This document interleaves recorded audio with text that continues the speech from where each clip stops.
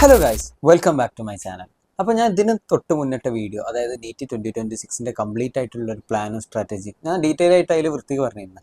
അപ്പോൾ അതിൻ്റെ അടിയിൽ വന്ന ഏറ്റവും കൂടുതൽ കമൻസ് എന്താ വെച്ചാൽ ഈ നീറ്റ് 2026 തന്നെ ഫോളോ ചെയ്യേണ്ട ഒരു ഡെയിലി ഷെഡ്യൂൾ അല്ലെങ്കിൽ ഒരു ഡെയിലി ടൈം ടേബിൾ. അപ്പോൾ ആ ഒരു പോയിന്റ് ഞാൻ അതിൽ പറഞ്ഞിട്ടില്ല. അപ്പോൾ ഈ വീഡിയോ കാണുന്ന മുമ്പ് എല്ലാവരും അതൊന്ന് കാണട്ടോ. ഇതിൻ്റെ ഒരു പാർട്ട് 1 ആണ്, ഇതൊരു പാർട്ട് 2 ആണ്.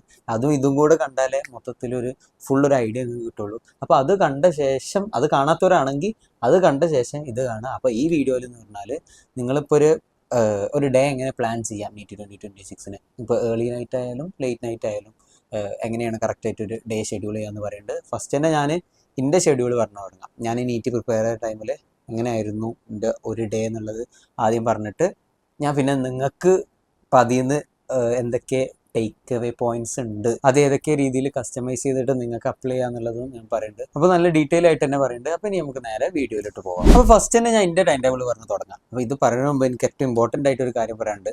ഞാൻ ഇങ്ങനെ ഒരു ഷെഡ്യൂൾ ഫോളോ ചെയ്തെന്ന് വിചാരിച്ചാൽ നിങ്ങൾ ഒരിക്കലും അതിന് അതേപോലെ എടുത്തിട്ട് നിങ്ങളെ ഷെഡ്യൂൾ ആക്കരുത്. കാരണം എന്താ വെച്ചാൽ ഞാൻ റിപ്പീറ്റ് ചെയ്ത ടൈമിൽ എന്ന് പറഞ്ഞാൽ ഇപ്പോൾ എനിക്കുണ്ടായിരുന്ന ആ ബേസിക് കോൺസെപ്റ്റിലെ നോളജ്, എൻ്റെ ക്വസ്റ്റ്യൻ സോൾവിങ് സ്കില്ല്, അതൊന്നും ആവില്ല നിങ്ങൾക്ക്. ഇപ്പോൾ ഞാൻ പറഞ്ഞിരുന്നത് എനിക്ക് ഫസ്റ്റ് അറ്റംപ്റ്റിൽ വന്ന സ്കോർ, എൻ്റെ നീറ്റ് 2020 എന്ന ഫസ്റ്റ് അറ്റംപ്റ്റ്, അതിൽ എനിക്ക് 586 ആയിരുന്നു സ്കോർ വന്നിരുന്നത്. ഞാൻ സത്യം പറഞ്ഞാൽ ഒരു 630 640 ഒക്കെ എക്സ്പെക്ട് ചെയ്തിരുന്നു. അപ്പോൾ നമുക്ക് മനസ്സിലായില്ല. അതായത് ഞാൻ ആ level of preparation first attempt തന്നെ ചെയ്തിരുന്നു.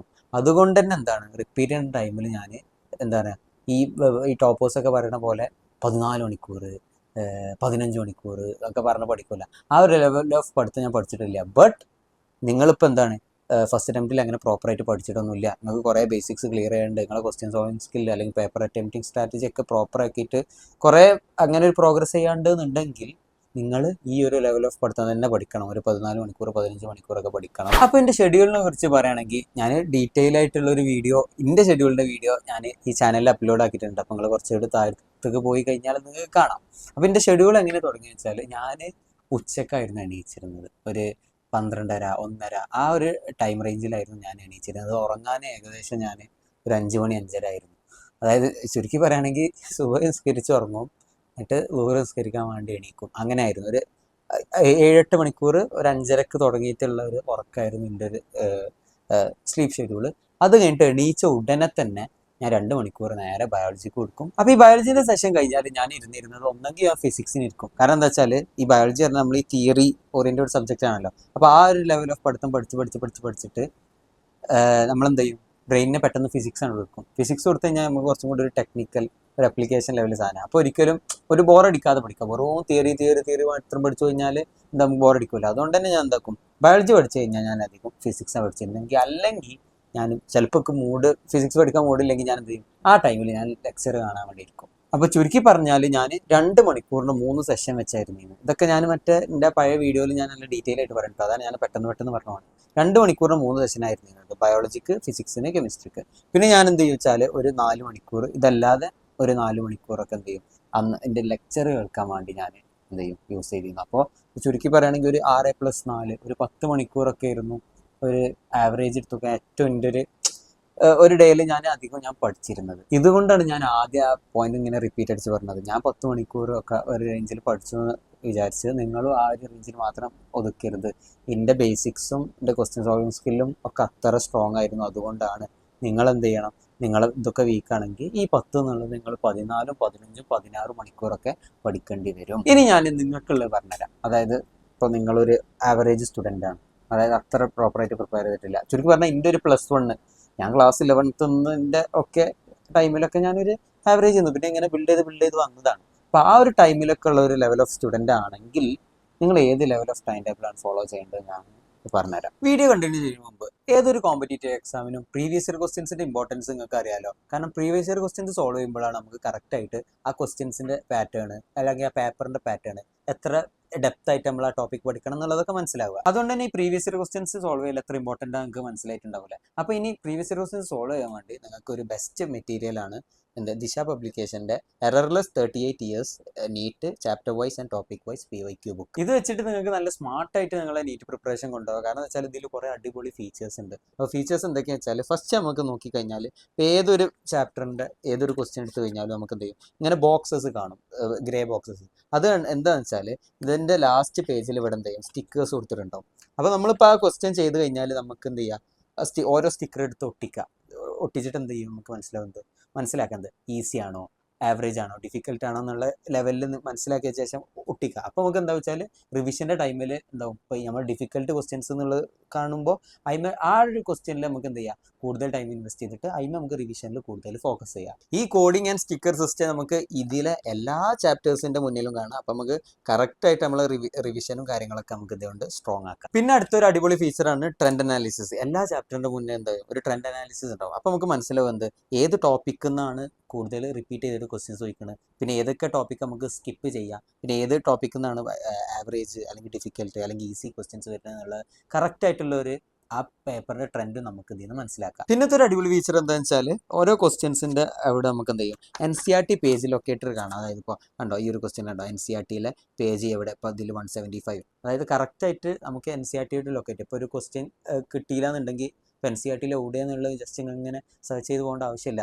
ഇവിടെ തന്നെ കറക്റ്റ് അതിൻ്റെ ലൊക്കേഷൻ കൊടുത്തിട്ടുണ്ടാവും. അപ്പോൾ അവിടെ പോയിട്ട് നിങ്ങൾക്ക് അത് ലൊക്കേറ്റ് ചെയ്തിട്ട് നമുക്ക് റിവിഷൻ ചെയ്യാം. പിന്നെയെന്ന് പറഞ്ഞാൽ ആ ചാപ്റ്ററിൻ്റെ ക്വസ്റ്റ്യൻസ് ഒക്കെ കഴിഞ്ഞിട്ട് നമുക്ക് ലാസ്റ്റിൽ എന്ത് ചെയ്യും, 100% ഡീറ്റെയിൽ ആയിട്ടുള്ള സൊല്യൂഷൻസും നമുക്ക് എന്ത് ചെയ്യും ഇതിൽ തന്നെ പ്രൊവൈഡ് ചെയ്തിട്ടുണ്ട്. ഈ ബുക്കിൽ പിന്നെ 49 പേപ്പേഴ്സും അവൈലബിൾ ആണ്. അതായത് നമ്മൾ ഇയർ നോക്കിക്കഴിഞ്ഞാൽ 2025 തുടങ്ങിയിട്ട് 1988 വരെയുള്ള ക്വസ്റ്റ്യൻസ് നമുക്ക് ഇതിൽ കാണാം. അപ്പോൾ ഇങ്ങനെ ചെയ്യാനുള്ള കാരണം എന്ന് വെച്ചാൽ 2025 നമുക്ക് മനസ്സിലാവുന്നത് ഏറ്റവും റീസെൻ്റ് ആയിട്ടുള്ള ഏറ്റവും റെലവൻറ്റ് ക്വസ്റ്റ്യൻസ് ഉണ്ടാവുക. അപ്പോൾ ആ ടൈപ്പ് ഓഫ് ക്വസ്റ്റ്യൻസ് സോൾവ് ചെയ്തിട്ട് എന്നിട്ട് 2025 ബാക്കിലോട്ട് ഇങ്ങനെ 1988 വരെ ആണ് ഇതിൽ ക്വസ്റ്റ്യൻസ് പ്രൊവൈഡ് ചെയ്തിട്ടുള്ളത്. ഇപ്പോൾ ഈ ഒരു ബുക്ക് തന്നെ 1630+ മൈൽ സ്റ്റോൺ പ്രോബ്ലംസ് ഉണ്ട്. സോ എല്ലാവരും നീറ്റ് ആസ്പിറൻറ്റിനും ഇതൊരു മസ്റ്റ് ഹാവ് ബുക്കാണ്. ഇനിയിപ്പോൾ ഇതേപോലെ തന്നെ ഇതിപ്പോൾ കെമിസ്ട്രിൻ്റെ ആണ്, ബയോളജിക്കും അവൈലബിൾ ആണ്, ഫിസിക്സിനും അവൈലബിൾ ആണ്. അപ്പോൾ നിങ്ങൾക്ക് നല്ല സ്മാർട്ടായിട്ട് പ്രിപ്പയർ ചെയ്തിട്ട് നീറ്റ് ക്രാക്ക് ചെയ്യുന്നുണ്ടെങ്കിൽ ഈ ദിശ പബ്ലിക്കേഷൻ്റെ 38 years of NEET PYQ book നിങ്ങൾ ട്രൈ ചെയ്ത് നോക്കുക. അപ്പോൾ ഫസ്റ്റ് നിങ്ങളൊരു early morning type of student ആണ് വിചാരിച്ചോ. അങ്ങനെ എന്തായി, നിങ്ങളൊരു 5:30 എണീച്ചു വിചാരിച്ചു.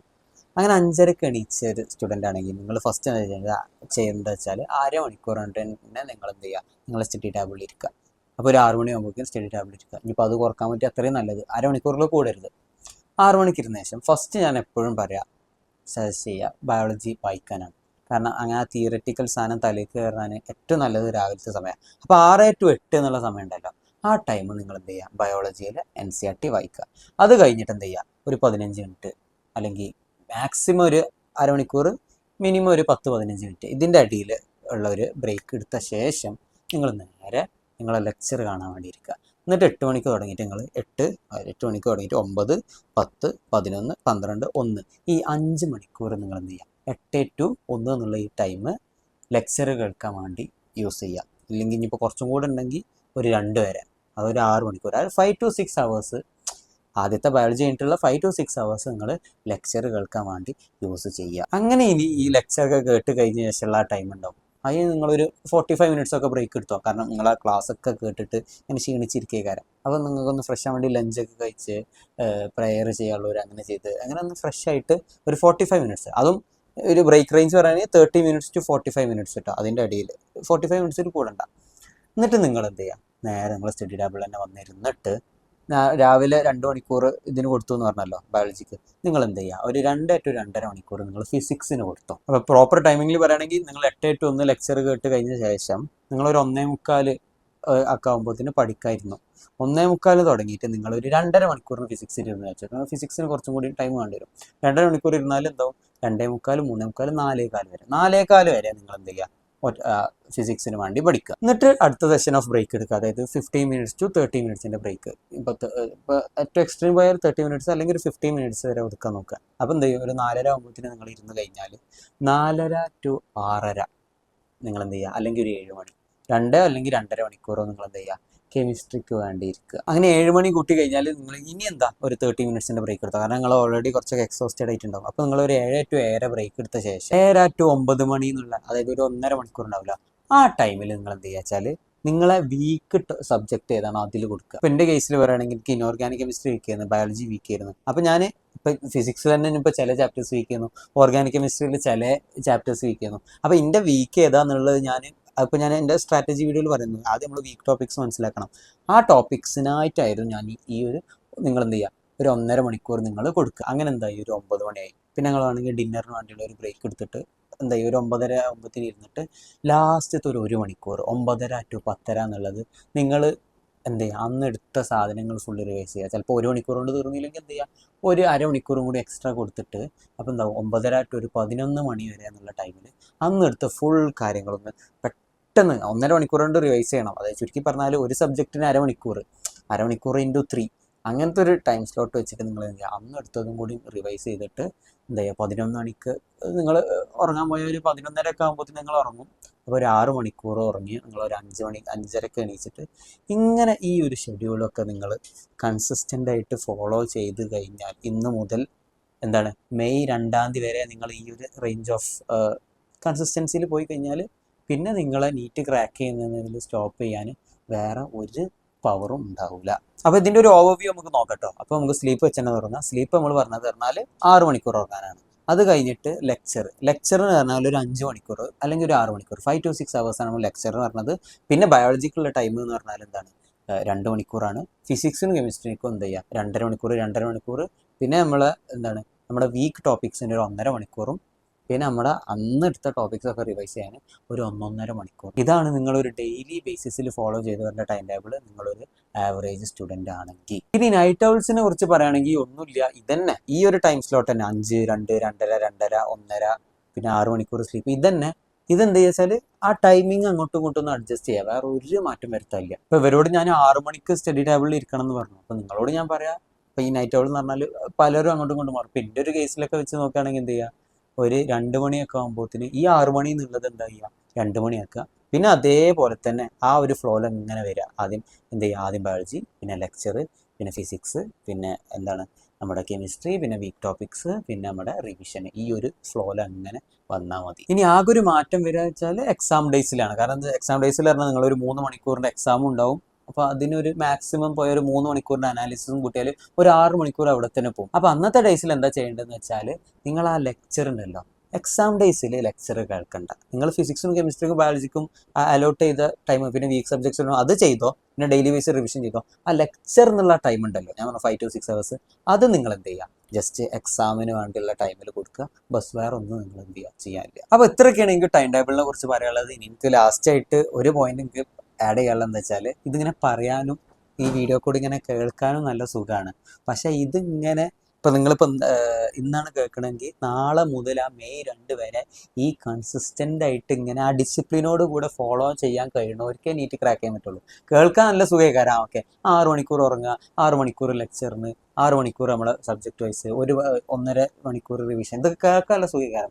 പക്ഷേ ഇത് ഫോളോ ചെയ്യണം ആ കൺസിസ്റ്റൻ്റ് ആയിട്ട്. അതായത് ഒരു മാസം 2 മാസം കഴിയുമ്പോഴത്തേന് നമ്മൾ അതിങ്ങനെ ചിലപ്പോൾ എക്സോസ്റ്റഡ് ആവാൻ ചാൻസ് ഉണ്ട്. അപ്പോഴും ആ മനസ്സിൽ ആ സ്പാർക്ക് വെച്ച് ആരാണോ ആ ഒരു എനിക്ക് എന്തായാലും ക്രാക്ക് ചെയ്യണം, എൻ്റെ പാരൻസ് എനിക്ക് പ്രൗഡ് ആക്കണം, എനിക്ക് മെഡിക്കൽ കോളേജിൽ പോകണം, ആ വൈറ്റ് കോട്ട് ഇടണം, സ്റ്റെതസ്കോപ്പൊക്കെ ഇട്ടിട്ട് ആ ഒരു റേഞ്ച് ഓഫ് സാധനത്തൊക്കെ എത്തണം എന്നുള്ള ആ സാധനം ഇങ്ങനെ വീണ്ടും വീണ്ടും മൈൻഡിന് ഇങ്ങനെ ആ എനർജി കൊടുത്തിട്ട് ഇതിങ്ങനെ കൺസിസ്റ്റൻ്റ് ആയിട്ട് ആർക്കാണോ ഫോളോ ചെയ്തു പോകാൻ പറ്റുക അവർക്കാണ് നമ്മുടെ നീറ്റ് കൂളായിട്ട് ക്രാക്ക് ചെയ്യാൻ പറ്റുക. അതല്ല ഇതിങ്ങനെ നമുക്ക് തോന്നുന്ന പോലെ എന്താ, ഒരു 2 ദിവസം നല്ല അടിപൊളിയായിട്ട് പഠിച്ചു, പിന്നെ കഴിഞ്ഞു, പിന്നെ ഒരു 2 ദിവസം ഉഴപ്പി, പിന്നെ ഒരു 3 ദിവസം പഠിച്ചു, പിന്നെ വീണ്ടും 2 ദിവസം ഉഴപ്പി. അങ്ങനെ പറ്റൂല. ഇതിനെ വേണ്ട ഏറ്റവും ഇമ്പോർട്ടൻ്റ് ആയിട്ടുള്ള കാര്യം എന്താ വെച്ചാൽ, ഇപ്പോൾ ഞാൻ കഴിഞ്ഞ വീഡിയോയിൽ പറഞ്ഞിരുന്നു നമ്മളെ ലൈഫിൻ്റെ വരെ, അത് പറഞ്ഞാൽ ആദ്യം ആ പാർട്ട് 1 കാണും, എന്നിട്ട് നിങ്ങൾ ഈ പാർട്ട് 2 കാണാൻ പറ്റും. ഇനി നിങ്ങൾ ശരിക്കും റിയൽ ലൈഫ് കയറുകയാണ്. സോ ഈ ഡിസ്ട്രാക്ഷനൊക്കെ കട്ട് ഡൗൺ ചെയ്തിട്ട് ആ കൺസിസ്റ്റൻ്റ് ആയിട്ട് നിങ്ങൾ ഫോളോ ചെയ്യേണ്ട ടൈമായി. ഇനി കുട്ടിക്കളിയല്ല. സോ എല്ലാവരും എന്ത് ചെയ്യുക, ഞാൻ ഈ പറഞ്ഞ പോലെ തന്നെ എന്ത് ചെയ്യുക, ഇങ്ങനെ ഇടയ്ക്കിടയ്ക്ക് ഇങ്ങനെ ഇൻറ്റേർണൽ മോട്ടിവേഷൻ കൊടുത്ത് ഇതിങ്ങനെ കൺസിസ്റ്റൻ്റ് ആയിട്ട് ഫോളോ ചെയ്യുക. എന്നിട്ട് എല്ലാവരും എന്ത് ചെയ്യുക, നീറ്റ് ക്രാക്ക് ചെയ്തിട്ട് അവരുടെ ഡ്രീം കോളേജിൽ തന്നെ എത്തുക. ഇവിടെ ഇങ്ങോട്ട് ജൂനിയേഴ്സായിട്ട് എത്തി. ഇവിടെ ഓൾറെഡി മലയാളീസ് കുറഞ്ഞുകൊണ്ടിരിക്കുകയാണ്. അപ്പോൾ നിങ്ങളൊക്കെ വിചാരിച്ചു കഴിഞ്ഞാൽ നമുക്ക് ഇവിടുത്തെ മലയാളി പോപ്പുലേഷനും കൂട്ടാം. സോ അത്രയേ ഉള്ളൂ വീഡിയോയിൽ പറയാൻ. ഇനി ഈ വീഡിയോയിൽ നിങ്ങൾക്ക് എന്തെങ്കിലും ഡൗട്ട്സ് ഉണ്ടെങ്കിൽ കമൻറ്റ് ചെയ്തോ, എന്താണ് അടുത്ത കണ്ടന്റ് വേണ്ടതെന്നുള്ളതും കമൻറ്റ് ചെയ്തോ. അപ്പോൾ നെക്സ്റ്റ് വീഡിയോയിൽ കാണാം. അതുവരെ ബൈ.